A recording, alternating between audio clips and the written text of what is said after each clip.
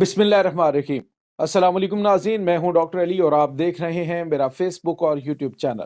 ناظرین، بہت اہم ترین ڈیولپمنٹ، بہت بڑی خبر ہے کہ ڈونلڈ ٹرمپ نے افغان طالبان پر بجلیاں گرا دی ہیں۔ جی ہاں ناظرین، امداد کے بدلے بڑا فیصلہ کر لیا کہ اگر تمہیں امداد چاہیے تو اس کے بدلے تمہیں ایک بڑا مطالبہ پورا کرنا پڑے گا۔ ناظرین، یہ مطالبہ کیا ہے جس کے بعد افغانستان کے اندر اس وقت بھارت کے ارادے ملیہ میٹ ہوتے ہوئے دکھائی دے رہے ہیں، جبکہ افغان طالبان کے لیے بھی ایک بڑی مصیبت کھڑی ہو گئی ہے۔ اس کی تمام تر ڈیٹیلز آپ کے ساتھ ہم شیئر کریں گے، جبکہ دوسری جانب ناظرین بھارت کے تیجاز طیارے جسے کوئی لینے کے لیے تیار نہیں ہے، یہاں تک کہ اپنی ایئر فورس بھی اب بھارت ناظرین وہ طیارے بیچنے جا رہا ہے افغانستان کو۔ اب اسے اسی ٹائپ کا کنزیومر مل سکتا تھا کہ تینوں دیندا کو نہیں میرے نو لیندا کو نہیں، اور اسی طرح سے جناب صورتحال پیدا ہوئی ہے۔ پائلٹس کو ڈسپیچ کر دیا گیا۔ اس کی تمام تر ڈیٹیلز آپ جانیں گے۔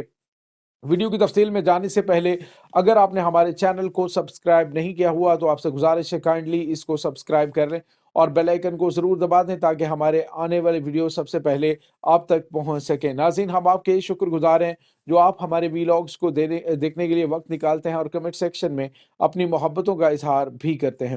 ناظرین، اس وقت دو بڑی اہم ترین ڈیولپمنٹس ہیں، یہ دونوں بڑی خبریں میں آپ کے ساتھ آج کے اس ویلاگ میں ڈیٹیلز آپ کے سامنے رکھوں گا کہ آخر ہونے کیا جا رہا ہے۔ ناظرین، سب سے بڑی اور پہلی خبر تو یہ ہے کہ افغانستان کے اندر امریکن اسلحہ جو کہ اپروکسیمیٹلی $7 ارب کا امریکہ یہاں پہ چھوڑ کے گیا تھا، اور اس کے بعد وہ تمام کا تمام تر اسلحہ پاکستان کے اندر اور ایران کے اندر اور دیگر دہشت گرد گروپوں کو امریکہ کی جانب اس کی جانب سے افغانستان کی جانب سے فراہم کیا جانے لگا۔ اور اب تو ناظرین امریکہ کا تمام تر سٹیٹ آف دی آرٹ اسلحہ جو ہے وہ پوری دنیا میں بلیک مارکیٹ کے اندر سیل ہو رہا ہے، یعنی فور سیل انہوں نے بلیک مارکیٹ میں ہر جگہ پہ بیچنا شروع کر دیا ہے۔ دوسرے لفظوں میں امریکی اسلحے کی مٹی پلید کر کے رکھ دی ہے افغانیوں نے۔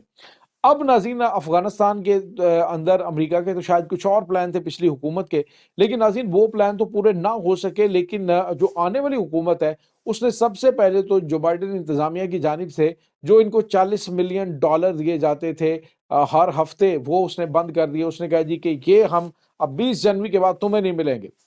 وہ بھی ناظرین ان کو ملتے تھے انسانی امداد کے طور پہ، افغانستان کی عوام کی فلاح و بہبود کے لیے، جو امریکی موجودگی میں وہاں پہ جو تباہی مچی تھی اس کو ریکنسٹرکٹ کرنے کے لیے۔ لیکن یہ سارے کا سارا پیسہ ناظرین کہاں جا رہا تھا؟ یہ پیسہ جا رہا تھا دہشت گردوں کی فلاح و بہبود پہ، یہ دہشت گردوں کی نئی بستیاں بسانے کے لیے، یہ جناب پاکستان کے اندر دہشت گردوں کو فنڈنگ کرنے کے لیے، یہ ایران کے اندر دہشت گردوں کو فنڈنگ کرنے کے لیے، یعنی تمام تر جو پیسہ تھا وہ استعمال ہو رہا تھا دہشت گردی کے لیے۔ اب یہ تمام تر چیزیں جب امریکی عوام تک پہنچی ہیں تو چونکہ ڈونلڈ ٹرمپ ایک اسی اعلان کے ساتھ اور اسی الیکشن کے اندر اس نے مہم بھی یہ چلائی کہ میں اب امریکیوں کا پیسہ جنگوں پہ نہیں لگاؤں گا، یہ امریکیوں کی فلاح و بہبود پہ خرچ ہوگا، اور اب جب لاس اینجلس کے اندر آگ لگی ہے تو ان کے پاس دینے کے لیے ہے ہی کچھ نہیں۔ جو بائیڈن نے کہہ دیا کہ $750 جو ہے وہ ہم ایچ دیں گے، یعنی ارب پتی لوگ ہیں وہاں پہ جن کے 10 ملین کے جو گھر ہیں وہ وہاں پہ تباہ ہوئے ہیں، اور وہ کہہ رہے جی ہم $750 جو ہے وہ ایک ہی دفعہ میں دیں گے اور اس کے بعد نہیں دیں گے۔ تو وہاں پہ مزید شدید غصہ ان کو چڑھ گیا کہ تم نے ہر جگہ پہ تباہ و بربادی مچانے کے لیے ہمارے پیسے کو استعمال کیا، لیکن جب ہمیں ضرورت آئی ہے تو تم جو ہے وہ ہمیں فقیروں کی طرح ہمارے ساتھ بیہیویئر کر رہے ہو۔ اب ناظرین، ڈونلڈ ٹرمپ نے اعلان کیا ہے، ڈونلڈ ٹرمپ نے کہا کہ جب تک جو افغانستان کے اندر موجود امریکی اسلحہ تھا وہ واپس نہیں طالبان کرتے، تب تک ہم نے کوئی بھی ایک رتی ان کو نہیں دینی، ایک روپیہ نہیں ان کو دینا، $1 بھی نہیں دیں گے ہم ان کو۔ یہ ناظرین اب بہت بڑا مطالبہ ڈونلڈ ٹرمپ نے رکھ دیا۔ ڈونلڈ ٹرمپ نے کہا ہے کہ پہلے امریکی اسلحہ واپس کرو، ہمارا جو بھی ہمارے وہاں پہ ایسٹس ہیں وہ واپس کرو، وہ واپس کرو گے تو ہی تمہیں پیسے ملیں گے۔ ناظرین، اس سے پہلے آپ کو بتایا کہ افغان طالبان سے پہلے جو شمالی اتحاد کی حکومت تھی اس کے تقریباً $10 ارب وہ بھی امریکی بینکوں کے اندر انہوں نے فریز کر رکھے۔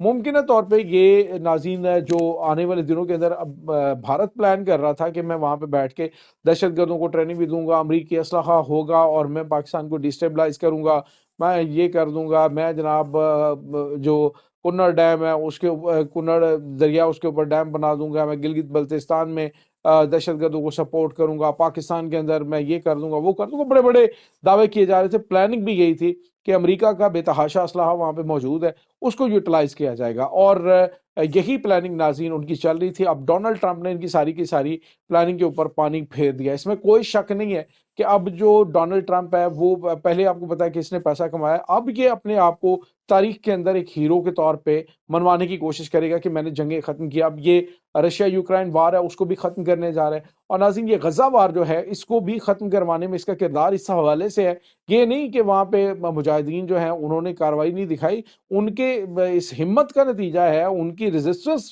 کا نتیجہ ہے کہ وہاں پہ اسرائیل کو عبرتناک شکست ملی ہے.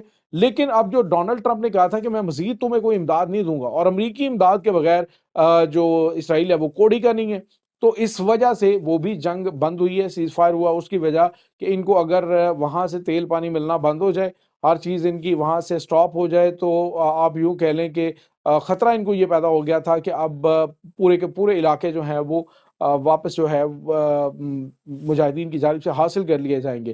تو یہ ناظرین یہ وجہ بنی ہے غزہ سے اسرائیلی فوج کے نکلنے کی. سم ہاؤ امریکہ کے ڈونلڈ ٹرمپ کا پریشر بھی تھا.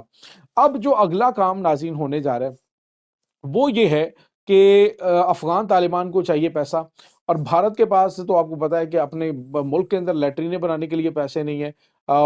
خط غربت سے کتنے لوگ نیچے زندگی گزار رہے ہیں, ان کے پاس تو آپ ذرا بھارت میں جا کے دیکھیں وہاں پہ حالات کیا ہیں.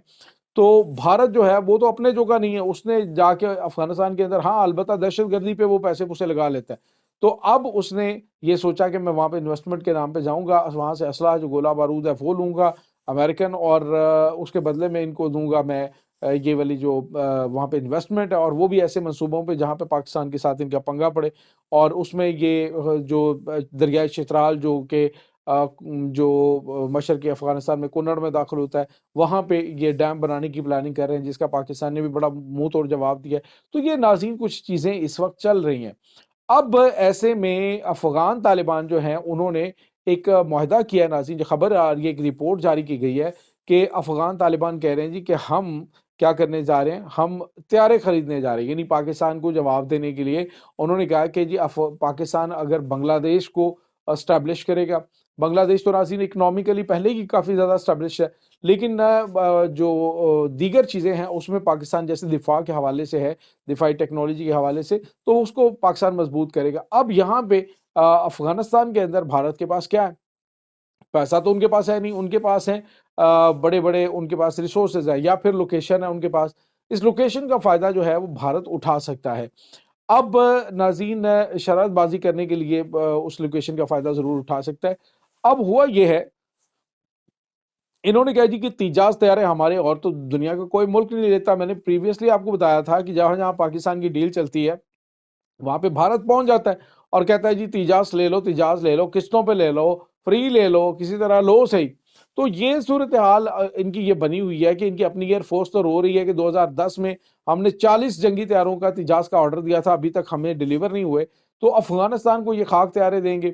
بہرحال ناظرین افغانستان سے جو پائلٹس ہیں ان کو ڈسپیچ کیا گیا ٹریننگ کے لیے کہ وہ جائیں اور تیجاز کی ٹریننگ لے. اگر وہ زندہ بچ کے آ گئے تیجاز میں سے تو, یا پھر دیگر ایئر کرافٹ کیریئرز میں سے, تو پھر جو ہے وہ میں بھی کوئی ایک دو طیارے لے لیں.